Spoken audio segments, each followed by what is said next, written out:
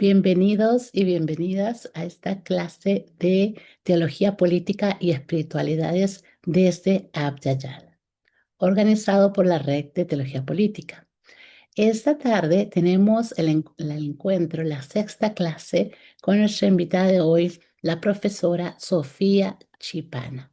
Quiero darle la bienvenida y presentarla para empezar la clase de hoy. Sofía es teóloga y es una de las voces más importantes de la teología Vyayala. Su trabajo promueve la dignidad de los pueblos originarios, la defensa de la tierra y la relación sagrada con todas las formas de vida. Es parte de la comunidad de sabias y teólogas de Ayala y de la comunidad teológica andina, espacios desde los cuales se impulsa el diálogo entre los pueblos indígenas y la valoración de las espiritualidades ancestrales. La reflexión de Sofía denuncia el uso colonizador de la religión y reivindica las identidades, memorias y saberes desde los pueblos originarios. Así que quiero dejar este espacio para Sofía. Vamos a tener unos 40, 50 minutos y luego pasaremos al tiempo de discusión y conversación con ella. Así que Sofía, bienvenida a la clase de hoy.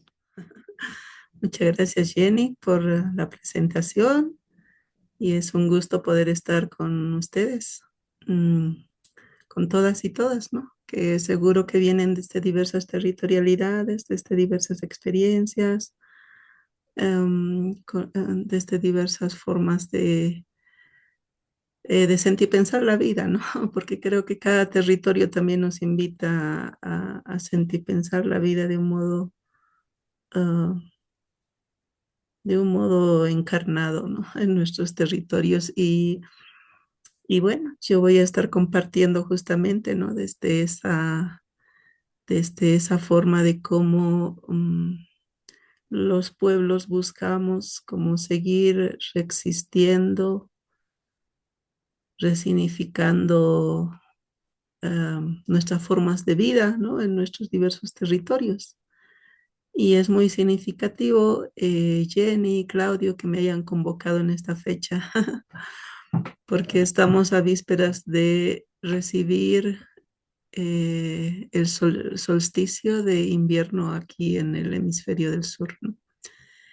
Y este solsticio nos ofrece un tiempo de mucha profundidad, ¿sí? Entonces, desde ahí voy a como compartir el corazonar esta tarde-noche. Bien, para eso voy a presentar aquí bueno, voy a apoyarme de estas presentaciones y vamos a hacer como camino, ¿no? Desde esa energía que va fluyendo, ¿no?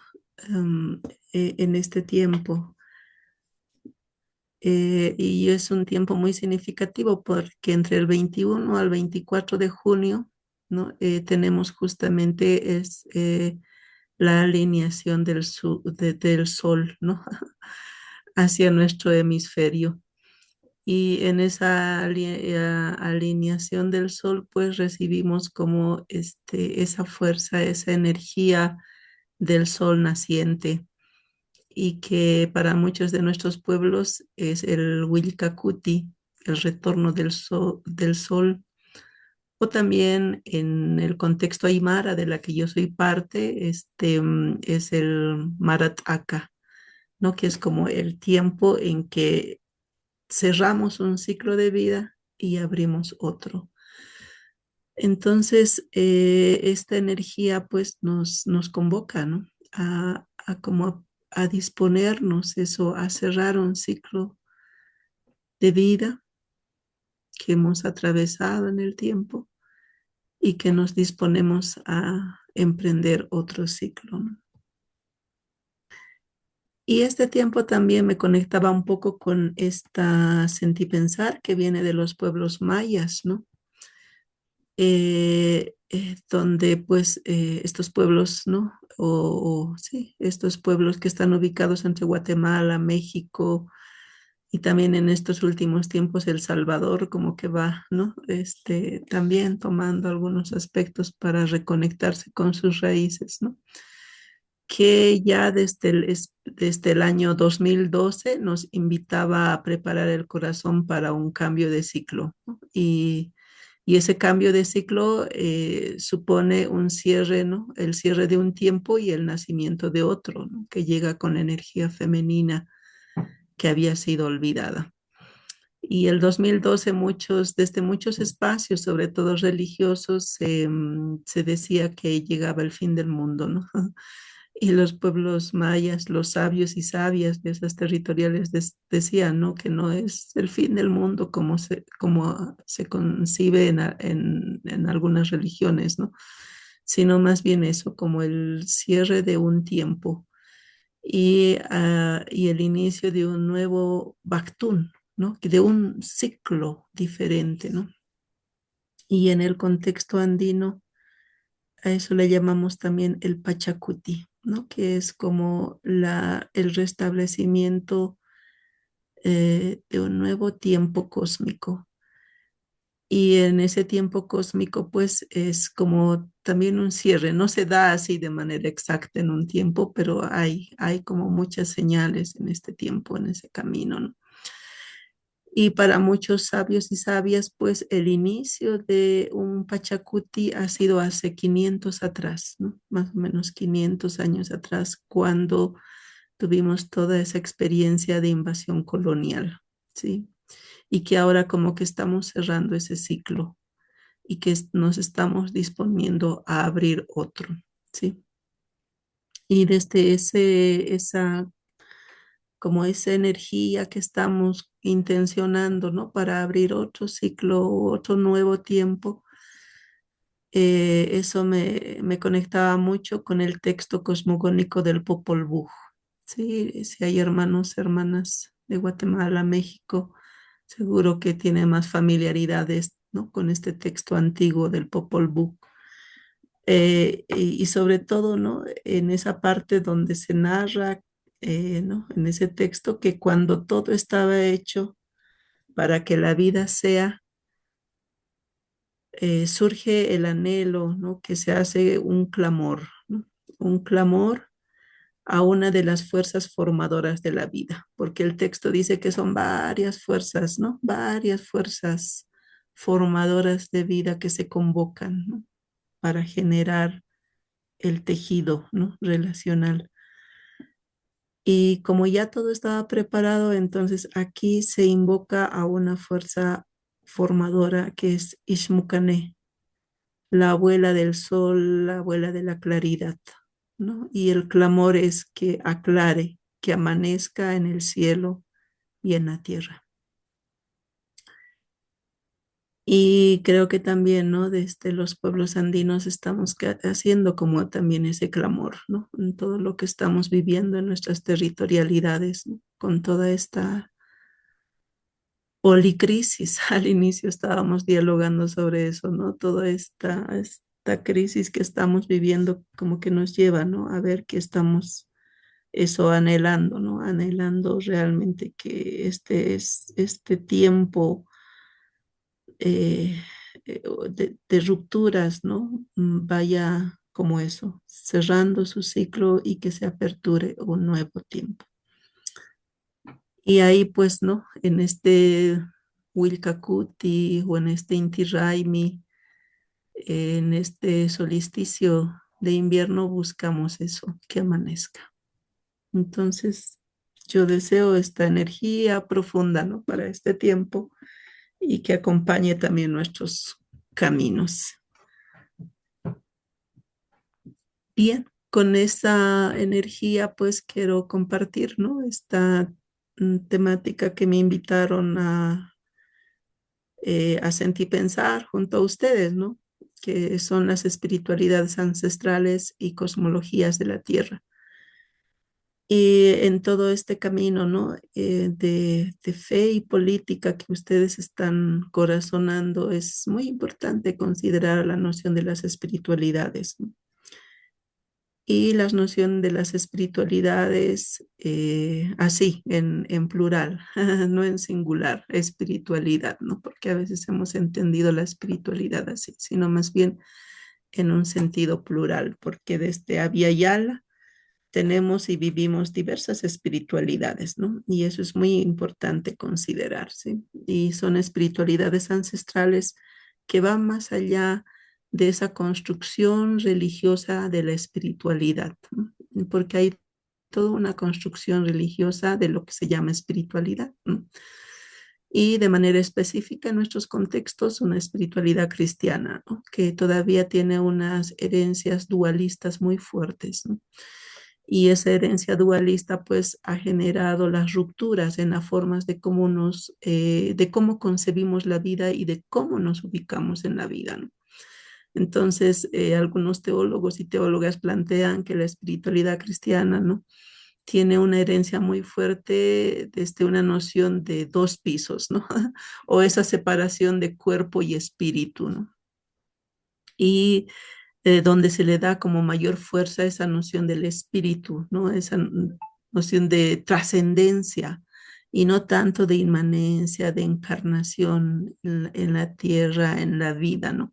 Como lo expresa esta imagen que tenemos aquí, ¿no? Donde todas las comunidades de vida están interrelacionadas y donde pues el ser humano no es el centro, ¿no?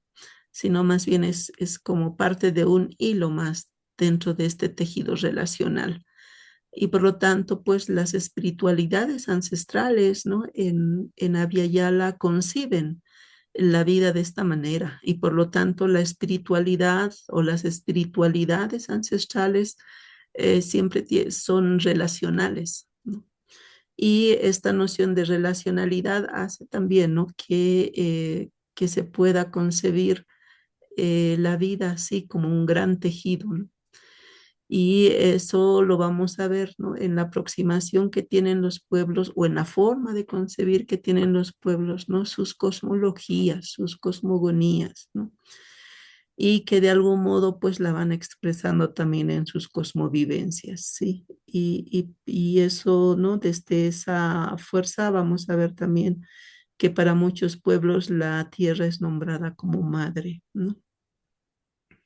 Pero ese sentido de madre es mucho más amplio, ¿no? Que solamente limitado a una serie de características o roles definidos que nuestras sociedades también asignan, ¿no? A esta noción de madre, sino más bien esa noción de madre tiene que ver con una fuerza mucho más profunda, ¿no?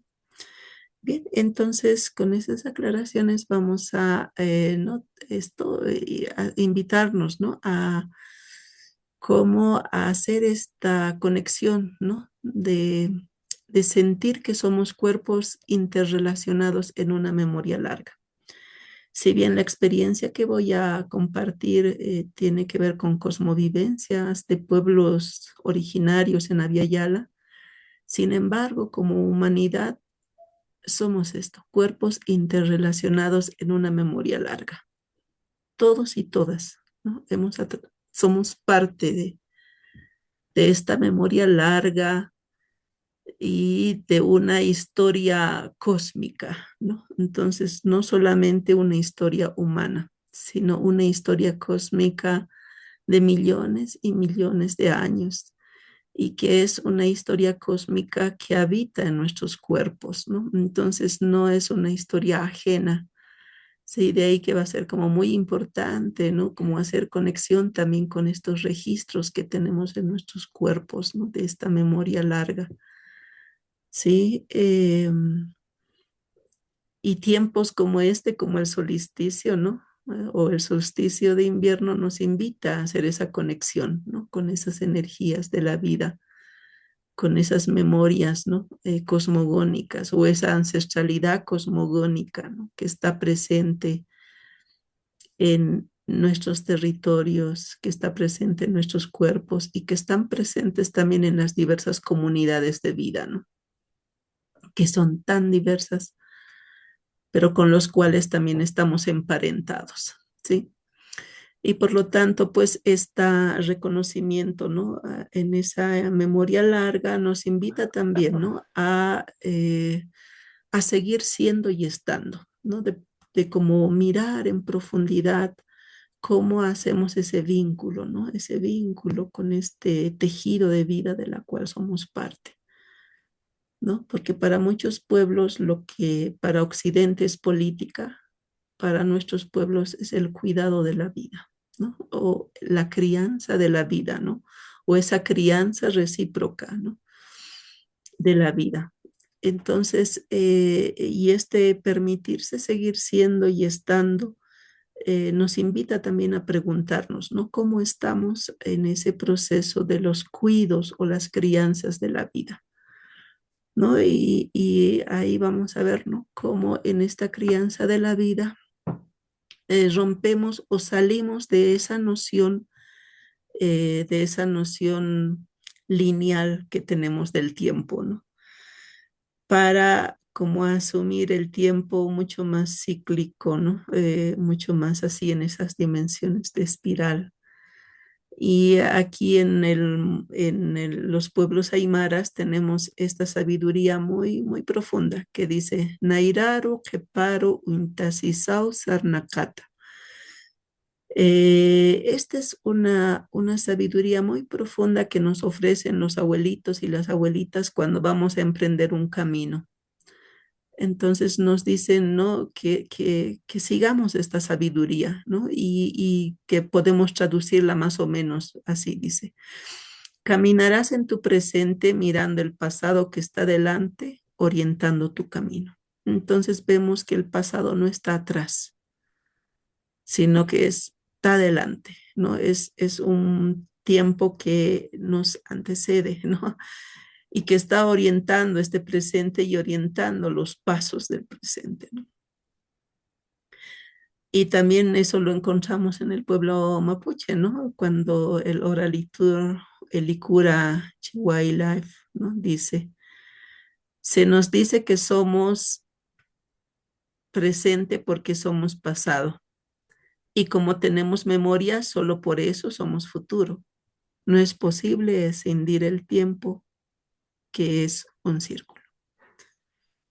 Entonces, es como también esta conexión, ¿no? Como mirar ese pasado, ¿no? De esos miles y miles de años de la cual somos parte, pero que no están ahí en el pasado, sino que están delante, ¿no? Antecediéndonos y orientando el camino, ¿no? El camino a una plena humanización, ¿no? Porque somos una comunidad humana que estamos en un camino de reconocernos así, ¿no? En esa memoria o en esa fuerza de vínculos de la que somos parte, ¿no? Aunque la modernidad pues ahora habla de un transhumanismo y quizás desde las sabidurías más ancestrales de conexión con este tejido de vida es más bien como la invitación o el desafío de eso, de conectarnos con este tejido de vida, ¿no?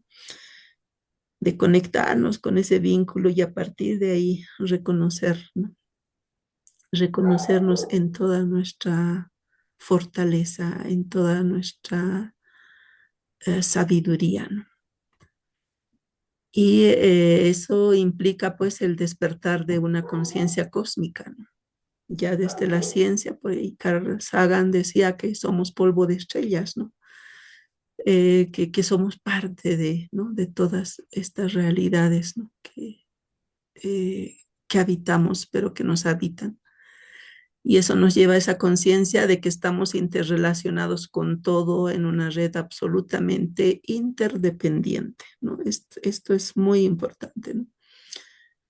De que somos parte de un tejido de vida interdependiente. Todos dependemos, ¿no? Interdependemos unos de otros, ¿no? Y no solamente de los humanos y humanas, ¿no? Sino también de las diversas comunidades de vida. ¿No? Entonces, todos, todas tenemos, ¿no? Tenemos como esa fuerza que tenemos para ofrecer a la vida, ¿no?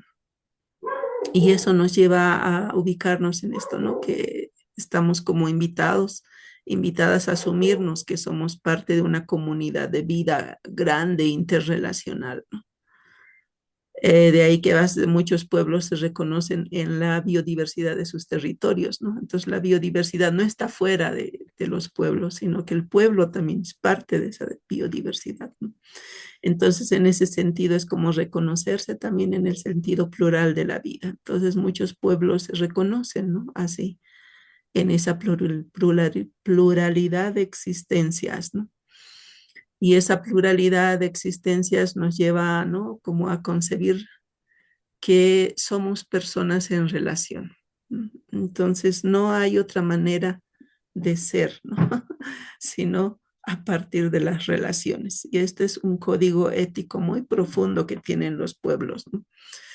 Todavía se mantiene esto incluso en los procesos, ¿no? En los diversos procesos de vida que nos acompañan, de cómo vamos creciendo en esa fuerza de las relaciones. Y por eso es que como que la condición social de ser persona, ¿no? Tiene que ver también, ¿no? Con todas las ramificaciones de socialidad en términos de las obligaciones y los deberes recíprocos entre personas, sean humanos o no humanos. Y también, ¿no? De esas fuerzas o energías de vida que vemos, pero también las que no vemos, ¿no? Pero que están presentes. ¿No? Entonces, eso es importante, ¿no? Eso lo vamos a ver así como un ejemplo, ¿no?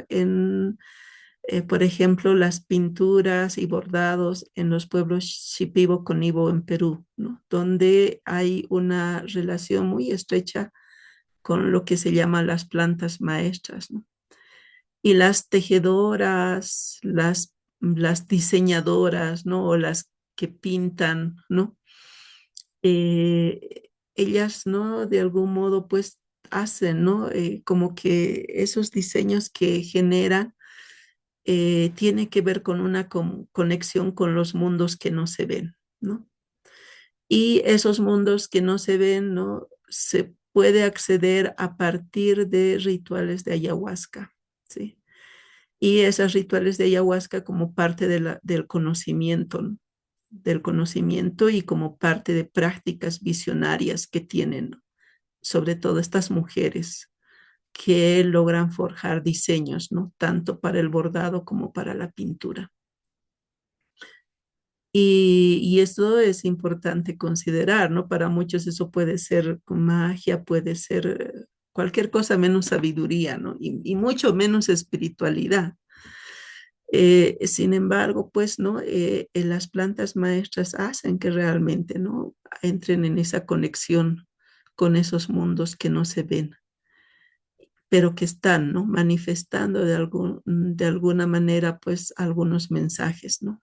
Y que las mujeres bordadoras y pintoras lo van expresando a partir, ¿no? De esa fuerza comunicacional que tendría lo que llamamos su arte, ¿no?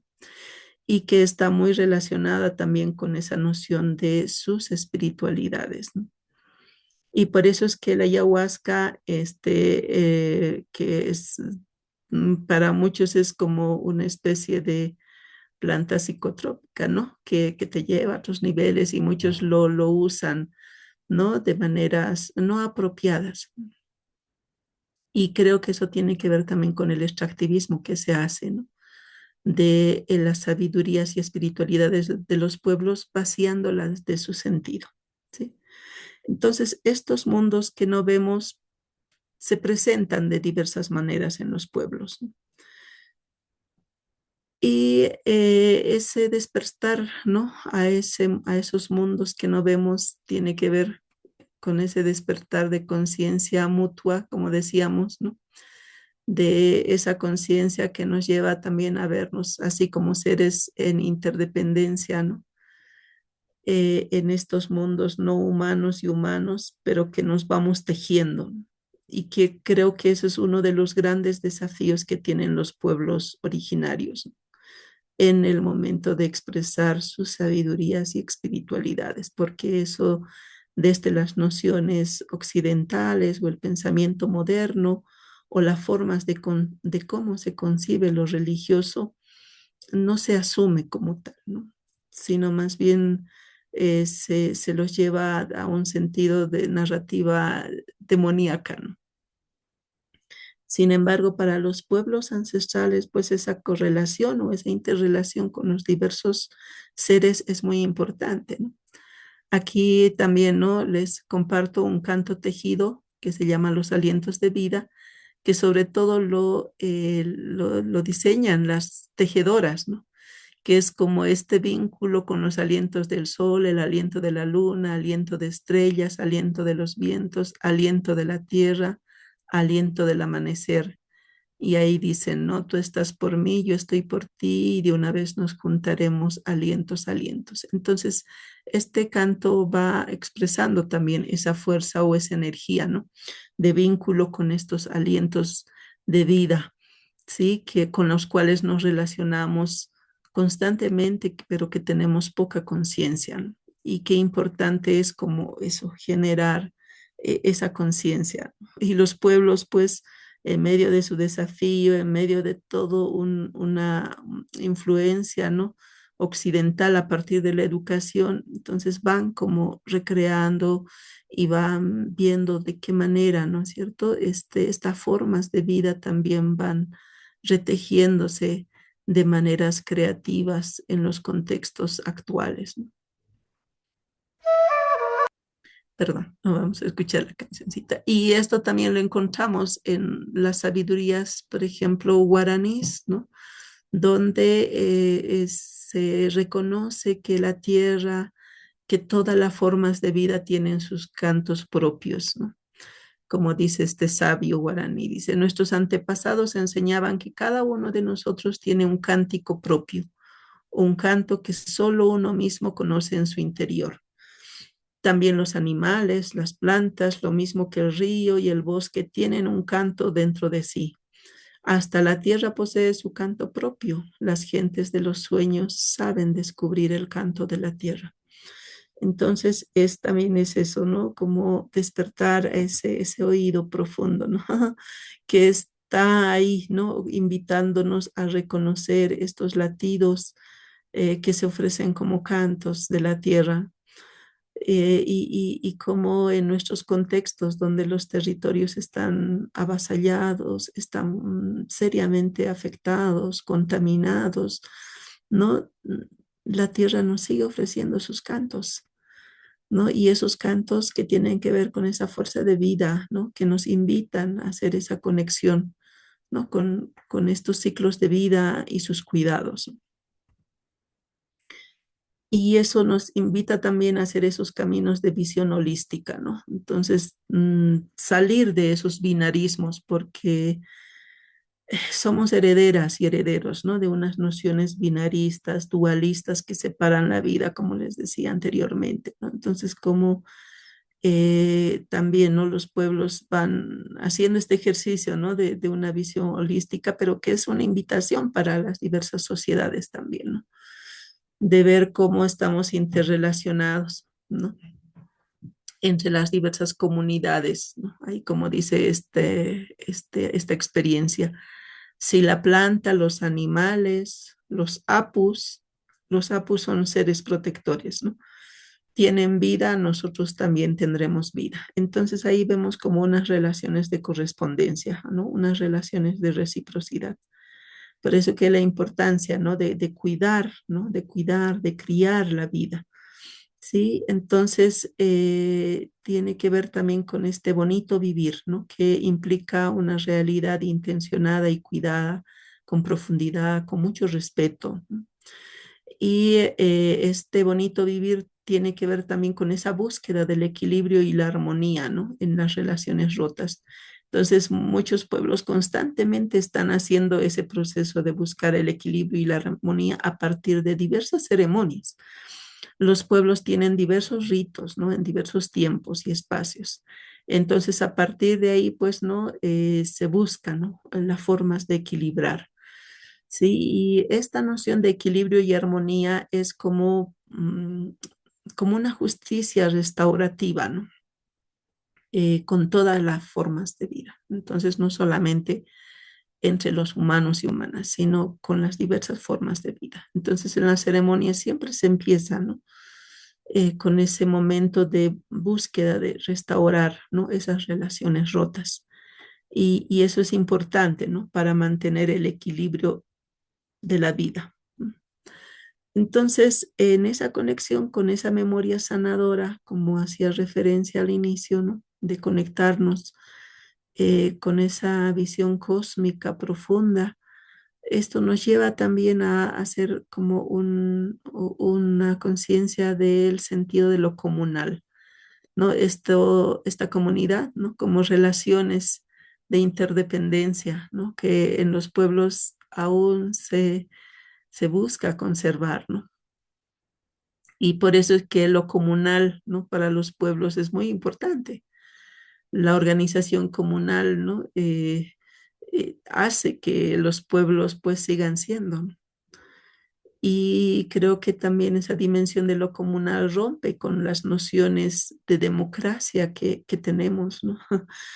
Y a veces también esas nociones de democracia tan manipuladas, ¿no? Tan fragmentadas, ¿no? Y cómo realmente, ¿no? Desde lo comunal, los pueblos también van tejiendo, ¿no? Tejiendo como planteamientos de un mayor cuidado a esto que podríamos denominar los bienes comunes de la humanidad, ¿no? Como es la tierra, por ejemplo, ¿no? La tierra y las diversas formas de vida que la habitan. Entonces, este sentido de lo comunal para los pueblos es muy importante, ¿no? Y ese sentido de lo comunal también, ¿no? Hace que los pueblos vayan resignificando sus formas de organización y a partir de ahí también vayan gestando, ¿no? O vayan tejiendo sus sabidurías y sus espiritualidades. Entonces, esta noción de lo comunal también nos ofrece una sabiduría profunda, ¿no? Que en quechua es el Kachkai Nirakmi, ¿no? Entonces, este término, ¿no? Que viene del quechua chanca, que es un quechua muy antiguo, ¿no? Entonces, con este término, los pueblos, ¿no? O las poblaciones quechuas, ¿no? Buscan como afirmarse, ¿no? Afirmarse o expresar, ¿no? Que a pesar de todo, aún es, ¿no? Que aún siguen siendo, ¿no? Y que siguen estando, ¿no? Entonces es como esa afirmación fuerte, ¿no? Que podríamos llamar una afirmación identitaria, pero es mucho más allá que el sentido de la identidad, ¿no? Es esa conexión con la fuerza de la vida, ¿no? Que te permite seguir siendo, que te permite seguir estando, ¿no? Entonces es como una convicción profunda, ¿no? Y creo que en estos últimos tiempos esta convicción va surgiendo en algunas poblaciones con mucha más fuerza, ¿no? Frente a las diversas políticas de exterminio de los pueblos, estas políticas de extractivismo de los territorios, ¿no? Que amenazan con la vida en los territorios. Entonces, en estos tiempos, esta afirmación es mucho más fuerte, ¿no? Y desde ahí, pues, vemos cómo los pueblos, ¿no? Buscan reconocer las rupturas del tejido comunitario, ¿no? Y en ese reconocimiento también, ¿no? Buscan reconectar, ¿no? Que para organizar, ¿no? Que buscan como reconocer y reorganizar las fisuras, ¿no? Que generó el sistema al cuerpo territorio. Entonces, todas las defensas de tierras, territorios, tiene que ver con esto, ¿no? De cómo se busca curar esas fisuras, ¿no? Esas fisuras en el tejido de la vida. Y esto se lo busca hacer a partir de ese vínculo con la trama de las interdependencias, ¿no? Como comunidad humana estamos llamados y llamadas a sanar, ¿no? A sanar la vida, a sanar la tierra, ¿sí? Y desde ahí también va a ser como importante para los pueblos, ¿no? Las preguntas de dónde proviene, ¿no? Todo aquello que, ¿no? Que nos sostiene, ¿no? y esas preguntas están también muy relacionadas con el sentido de la espiritualidad o las espiritualidades que tienen. Entonces es como importante, ¿no? De mirar, ¿no? De sanar la vida, ¿no? Que para el cristianismo tiene que ver con esta noción de salvación o liberación, ¿sí? En cambio, para los pueblos tiene mucho más sentido esto de sanar, ¿no? De restaurar la vida. Y desde ahí vamos a ver, ¿no? Cómo en este restaurar la vida, pues, ¿no? Los pueblos, ¿no? Generan una interpelación, ¿no? Hay una interpelación al pensamiento hegemónico, ¿no? Que se fundamenta en una noción de lo único, ¿no? Entonces, toda esta estructura que tenemos, ¿no? Que busca presentarse desde una noción única y verdadera, ¿no? Entonces, estas nociones de una cultura, una historia, un idioma, una religión, ¿no? Y que buscan presentar un paradigma hegemónico del ser, ¿no?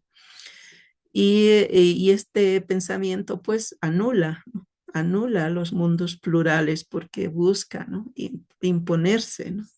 Frente a los otros. Y ahí vamos a ver cómo hay una noción también colonial, ¿no? Todavía que está plenamente vigente, ¿no? Y esta noción también patriarcal, capitalista, sexista, racista, clasista, ¿no? Que es como parte de esta estructura, ¿no? Que todavía nuestras sociedades tienen, ¿no? Y cómo los pueblos también, ¿no? Desde sus saberes, desde ese confinamiento al no ser a los cuales han sido, ¿no? Como relegados, ahora va manifestando, ¿no? Manifestando como su interpelación a estas sociedades, ¿no? Que se presentan como universales, ¿no? Y los pueblos se presentan así, con toda su pluralidad, con toda su diversidad, ¿no? Con sus diversas formas de, de ser en la vida, ¿no? Y creo que es un tiempo muy significativo, ¿no? Porque estamos viendo cómo los pueblos están presentándose así, con toda esa pluralidad. Y desde esa pluralidad también, ¿no? Cada pueblo busca la dignificación de la vida. Y de ahí que en muchos lugares, ¿no? Y se haya planteado esa noción del buen vivir, que creo que ha hecho mucho camino, ¿no?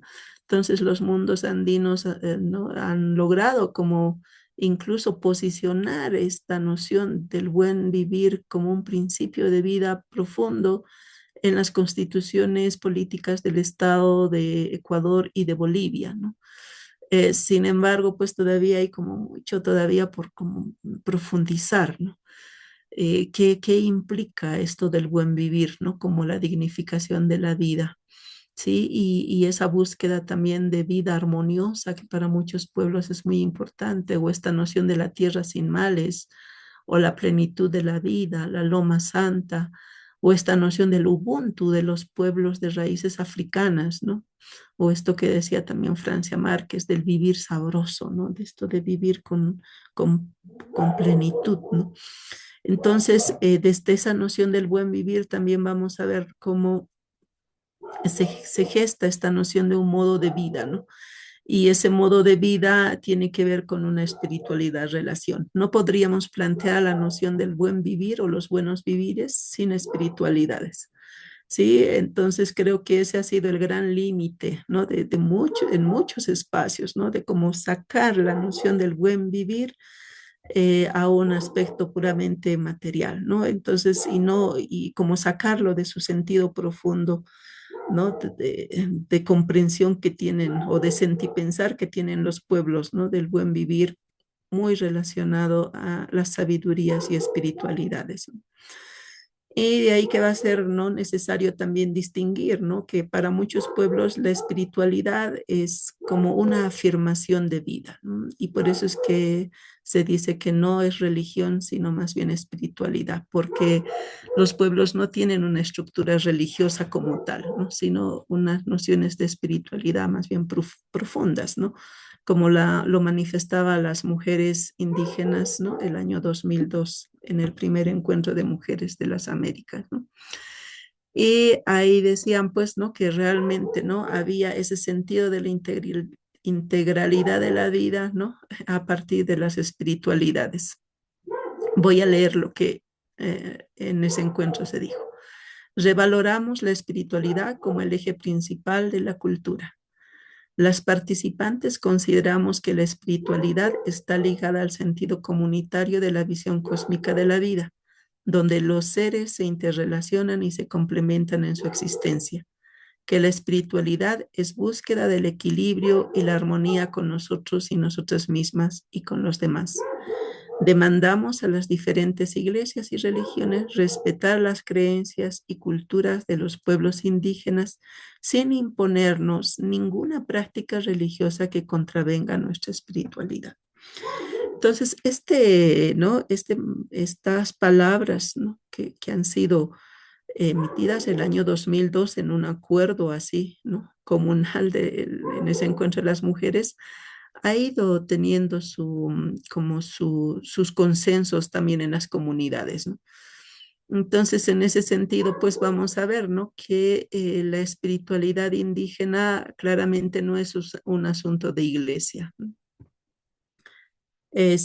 O de devociones personales o de creencias individuales, sino es aquello que unifica, identifica a las colectividades, que les da cohesión, es lo que se recupera de los ancestros, lo que dota de sentido a sus luchas políticas y sociales, ¿no? Entonces no se trata de una religión institucional.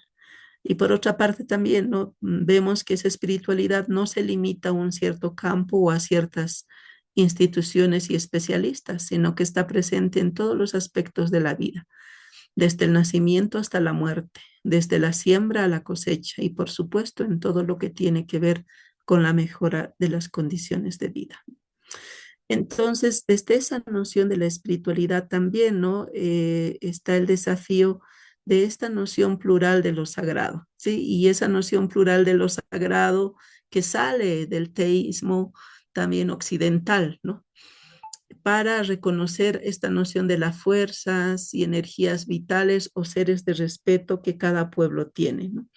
Entonces, eso es muy importante, ¿no? De cuando los pueblos hacen referencia a lo sagrado, distinguirlo, ¿no? No asociarlo a esa noción de Occidente, ¿no? Sino que la noción de sagrado tiene como una profundidad de reconocer, ¿no? Las fuerzas o energías de vida, ¿no? O estos seres de respeto con los cuales se relacionan los pueblos en los diversos territorios y que tienen diversos nombramientos también, ¿no?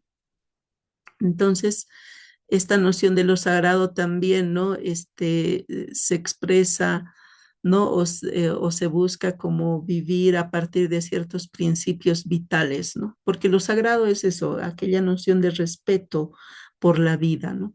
Y estos principios de vida, de que todo tiene vida, ¿no? Todo, reconocer que todo tiene vida, que todo tiene su tiempo y espacio, ¿no? Y hacerse persona en relación, ¿no? En este reconocimiento, ¿no? Y también como de reconocer, ¿no? Que hay relaciones de correspondencia y reciprocidad que se dan de manera constante, ¿no? Entre las diversas fuerzas vitales, las comunidades de vida, ¿no? Y todo eso pues implica esta noción de la crianza mutua, ¿no? Entonces esa conciencia de que somos criadas y criados, pero también en correspondencia tenemos que criar, ¿no? A esos seres que nos crían. Y de esa forma es que logramos, ¿no? De algún modo generar ese equilibrio y la armonía, ¿no? Y el otro aspecto que es como fuerza, ¿no? Fundamental es el amor, ¿no? En muchas de nuestros pueblos tiene diversos nombramientos y muy profundos, ¿no? En el contexto andino es el Muna y el Munaciña, ¿no? Que no tiene que ver con una noción eh, eh, simple, ¿no? Del amor, sino que tendría que ver con esa noción de ágape, ¿no? Del amor ágape, que tiene que ver con un amor que se abre, ¿no? Que se irradia en diversos aspectos de la vida, ¿no? Porque la ternura en las relaciones de los pueblos también va a ser muy importante, ¿no? Y esos principios de vida, ¿no? O toda esta noción de lo sagrado, plural también nos lleva a comprender, ¿no? Cómo es que los pueblos van buscando, ¿no? Y cuidando el sentido del respeto y la defensa del cuidado del territorio, ¿no? Cuerpo-tierra. Entonces, como ahí hay una relación profunda entre los cuerpos, la tierra y el territorio, ¿no? No hay una separación. Sí, y por eso que es importante como cuidar, respetar y luchar, ¿no? Para que realmente se mantenga ese vínculo. Y aquí traigo un poco la memoria de Berta Cáceres, ¿no? Cuando ella decía que hemos aprendido a luchar en diversidad, hemos aprendido a luchar con música, con ceremonias, con espiritualidad, donde nos acompañan nuestros ancestros y ancestras, nuestros nahuales, nuestros espíritus, ¿no? Entonces la lucha no solamente es humana, ¿no? Sino que ahí hay una convocación grande, ¿no? Para cuidar este tejido de la que somos parte, ¿no? Y esto lo vamos a ver en muchos territorios. Sí, en muchos territorios encontramos justamente esta energía de vida, ¿no? Y ahí vamos a ver de manera específica, ¿no? A la experiencia de Máxima Acuña en Cajamarca, Perú, ¿no? Donde ella pues se enfrentó y aún todavía se enfrenta a la empresa minera Neumann, ¿no? Que es una de las más grandes de América Latina y que está localizada en Perú como la minera Yanacocha, ¿sí? Entonces ella pues hizo frente a este proyecto minero, ¿no? Que el año 2010 se buscaba como proyectar, ¿no? A partir de un nombramiento que se llamaba Conga. Y claro, Máxima ha sido desalojada de su territorio en el año 2015, ¿sí? Y ella resistió a esa, ¿no? A ese como resistió a esta empresa minera, ¿no? A no ser sacada de su territorio y luchó por mucho tiempo, ¿no? Hasta que finalmente ahí, ¿no? La Corte Suprema de Perú dictamina un fallo a favor de Máxima y su familia, ¿no? De no ser sacada de sus territorios. Y por eso que es muy importante Máxima, ¿no? Dice ella, soy pobre y analfabeta, pero sé que nuestra laguna y las montañas son nuestro verdadero tesoro y lucharé para que no las destruya. Vamos a ver un pequeñito partecita nomás de su... De mi lagunita azul me protegen a la vida. De mi lagunita azul me protegen a la vida. Mis cerritos y lagunas me protegen día y noche.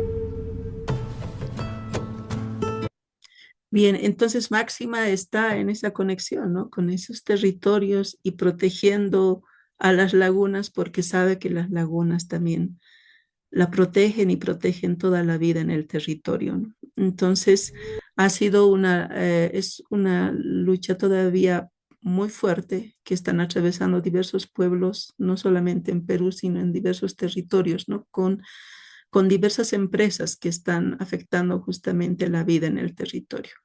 Y ahí sí me parece como muy importante, ¿no? Hacer como esta conexión con la tierra como un cuerpo común, ¿sí?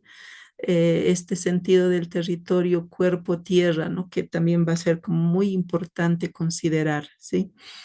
Desde esta noción de que la madre tierra, pues, no es como una noción de reproductora, ¿no? O sea, la madre tierra no tiene que asignarse así, desde esa noción de reproductora, sino más bien como esa fuerza vital, esa fuerza recreativa, ¿no?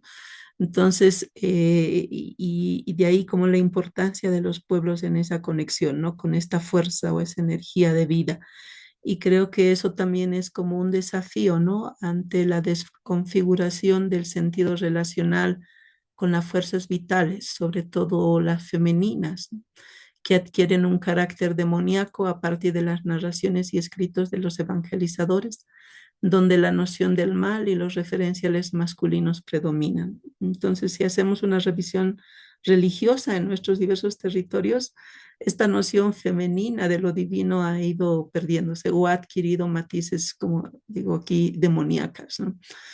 Porque claro, hay una como impera, ¿no? Esta noción de referencia al masculino muy fuerte a partir de la religión y creo que desde las espiritualidades también como estamos buscando, ¿no? Hacer esa conexión profunda con estas nociones de dualidad que fluyen, ¿no? Y esto lo expresa muy bien también el Popol Vuh, ¿no? Donde ahí encontramos estas dos abuelas, ¿no? A Ixpiacoc e Ixmucané, ¿no? Entonces, que son dos energías femeninas, ¿no? Son consideradas abuelas muy respetadas, ¿no? Y las dos siempre están como emparentadas, ¿no?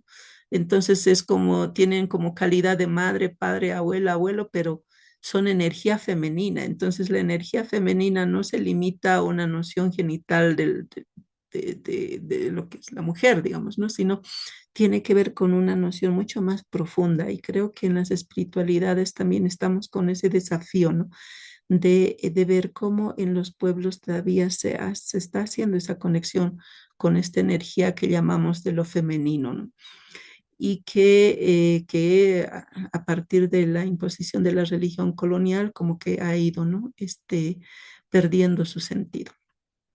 Entonces yo simplemente quiero concluir, ¿no? Con esta invitación de, de ser conscientes de que somos seres que interdependemos y que por lo tanto existimos, ¿no?